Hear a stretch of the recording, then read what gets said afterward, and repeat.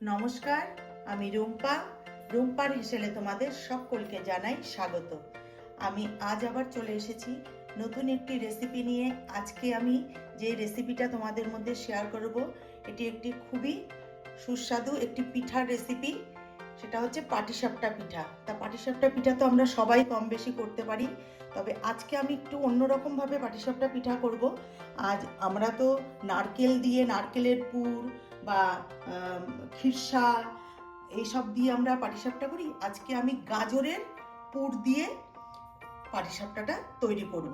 তার জন্য দেখো আমি এখানে কি কি নিয়ে নিয়েছি তোমাদেরকে দেখিয়ে দিচ্ছি। এখানে আমি দুটো মিডিয়াম সাইজের গাজরকে একদম মিহি করে গ্রেট করে নিয়েছি।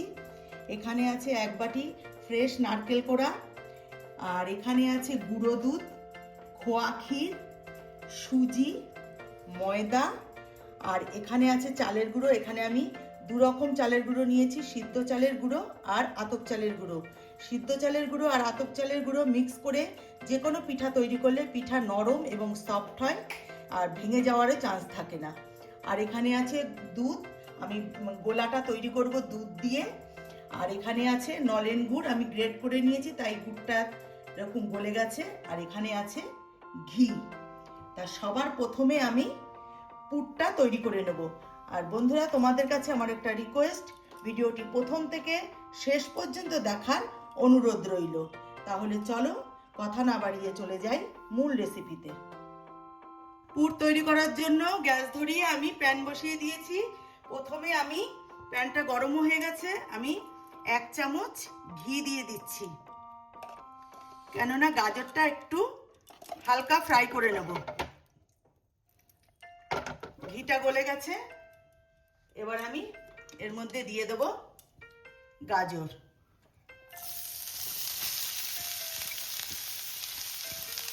গাজরটাকে এবার হালকা করে একটু নেড়ে চেড়ে ভেজে নেব। আর এই গাজরের পুর ভরা পাটিসাপটা খেতে কিন্তু ভীষণই ভালো লাগে।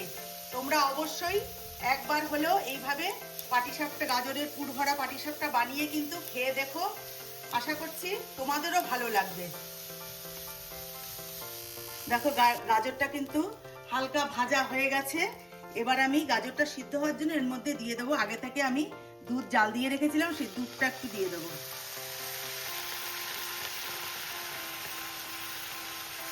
এতে করে গাজরটা ভালো মতো সিদ্ধ হয়ে যাবে। এবার আমি এর মধ্যে দেব নারকেল কোড়া। এবার আমি এর মধ্যে দিয়ে দিচ্ছি নারকেল কোড়া। এটা খেতে ভীষণই ভালো লাগে, খুবই সুস্বাদু। আমরা তো নারকেল দিয়ে নারকেলের পুর, সন্দেশ, খিরসা, ক্ষীর দিয়ে পাটিসাপটা করে খাই। একবার হলে এইভাবে গাজরের পুর ভরে পাটিসাপটা করে খেয়ে দেখো, ভীষণই ভালো লাগে খেতে। আমি একবার করে খেয়েছি, খেয়ে আমার ভালো লেগেছে, তাই তোমাদের মধ্যে শেয়ার করছি। এবার আমি এর মধ্যে দিয়ে দেব চিনি। এটা কিন্তু খুব বেশি একটা মিষ্টি হওয়ার দরকার পড়ে না, কারণ গাজরের মধ্যেও মিষ্টতা থাকে। আবার আমি এর মধ্যে গুঁড়ো দুধ, খোয়া ক্ষীর এগুলো ব্যবহার করব, তো ওগুলোও মিষ্টি, এর মধ্যে মিষ্টতা থাকে। এই জন্য দুধটা বেশি মিষ্টি হওয়ার কোনোই দরকার নেই, তাই আমি অল্প করেই চিনি দেব। চিনিটা দিয়ে দিলাম। এবার চিনির সঙ্গে গাজর আর নারকেলটাকে ভালো করে আমি নেড়ে চেড়ে মিশিয়ে নেব, চিনিটা গলে আসা অবধি। দেখো চিনিটা নারকেল আর গাজরের সঙ্গে মিশে কিন্তু শুকনো হয়ে এসছে অনেকটা, দেখো পুরটা। এবার আমি এর মধ্যে দিয়ে দেব খোয়া ক্ষীর, আগে থেকে গ্রেট করে রেখেছিলাম। তোমরা চাইলে কিন্তু এর মধ্যে একটু এলাচের গুঁড়ো দিতে পারো, আমি কিন্তু দিলাম না, কারণ আমার ছেলে পছন্দ করে না, এলাচের গন্ধটা ওর খুব একটা ভালো লাগে না, এই জন্য আমি আর দিলাম না। তোমরা চাইলে কিন্তু একটু দিয়ে নিতে পারো। এবার আমি এর মধ্যে দেব গুঁড়ো দুধটা। এই পুরটা এতটাই টেস্টি হয়, মানে না খেলে বুঝতে পারবে না। এখানে আমি দুটো গাজর নিয়েছিলাম। গাজরটা কিন্তু একদম মিহি করে গ্রেট করতে হবে, মোটা করে গ্রেট করলে কিন্তু হবে না, তাহলে কিন্তু সিদ্ধ হবে না। এবার আমি ভালো করে মিশিয়ে নেব খোয়া ক্ষীর আর গুঁড়ো দুধটা। দেখো পুরটা কিন্তু আমার হয়ে গেছে, প্যান থেকে ছেড়ে দিচ্ছে। এবার পুরটাকে আমি গ্যাসটা বন্ধ করে পুরটাকে আমি তুলে নেব একটা পাত্রে। যতক্ষণে পুরটা ঠান্ডা হবে ততক্ষণে আমি ব্যাটারটা বানিয়ে নেব। এবার পুরটাকে একটু ঠান্ডা হতে দেব। তাহলে চলো এবার ব্যাটারটা গুলে নিই। পুরটা আমি ঠান্ডা হতে রেখে দিয়েছি, এবার আমি ব্যাটারটা তৈরি করে নেব। এখানে আছে হাফ বাটি সুজি, সুজিটা নিয়ে নিলাম। আর এই বাটিরই মাপ করে নিয়েছি এক বাটি ময়দা। আর এই বাটিরই মাপ করে আমি নিয়েছি 2 বাটি নিয়েছি আতপ চালের গুঁড়ো আর 1 বাটি নিয়েছি সেদ্ধ চালের গুঁড়ো।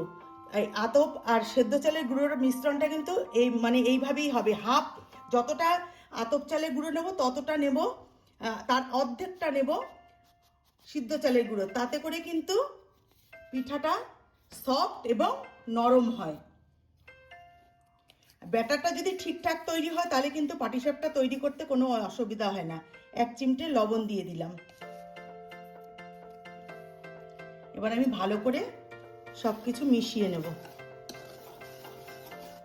ময়দা, সুজি আর চালের গুঁড়োটা ভালো করে একটু মিশিয়ে নিচ্ছি।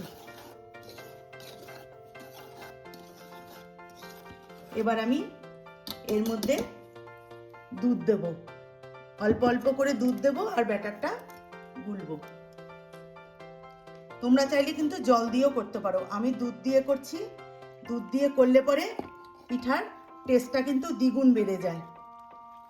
একবারে দেব না, অল্প অল্প করে দিয়ে ব্যাটারটা আমি তৈরি করব।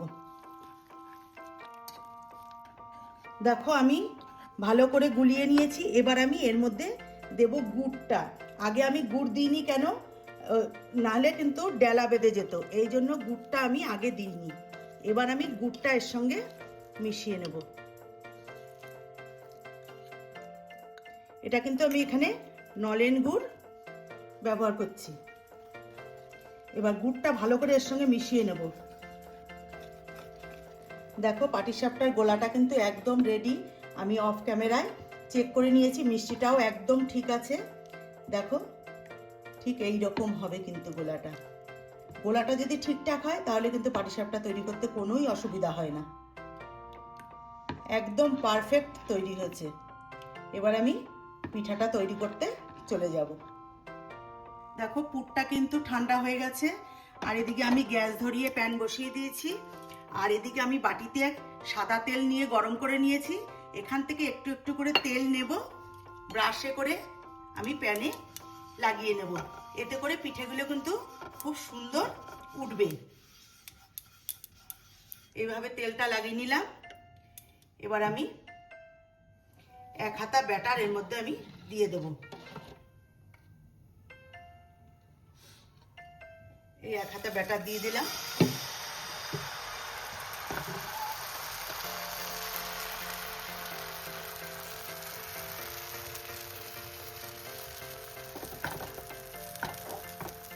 দেখো এই যে জালি জালিদার হয়েছে, যে ফুটো ফুটো ফুটো ফুটো হয়েছে, তাতে বুঝতে হবে যে আমার ব্যাটারটা একদম পারফেক্ট গোলা হয়েছে।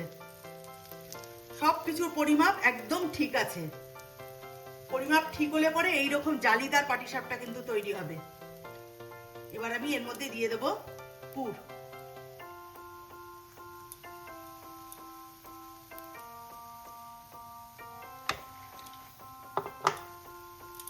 গ্যাসের ফ্লেমটাকে একদম মিডিয়ামে করে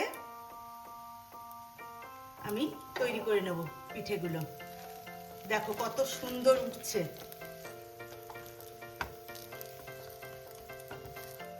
দেখো উঠতে একদম অসুবিধা হলো না, কত সুন্দর ছেড়ে গেল প্যান থেকে।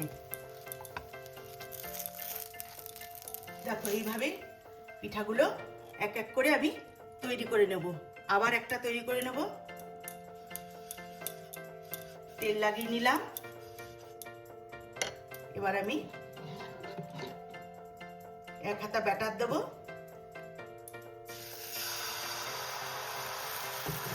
এইভাবে ব্যাটারটাকে ঘুরিয়ে দেব। দেখো কত সুন্দর জালিদার হচ্ছে।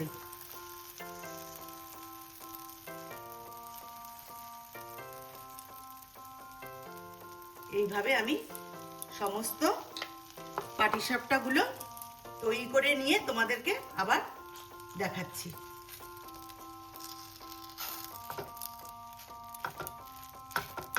দেখো কত সুন্দর তৈরি হয়েছে।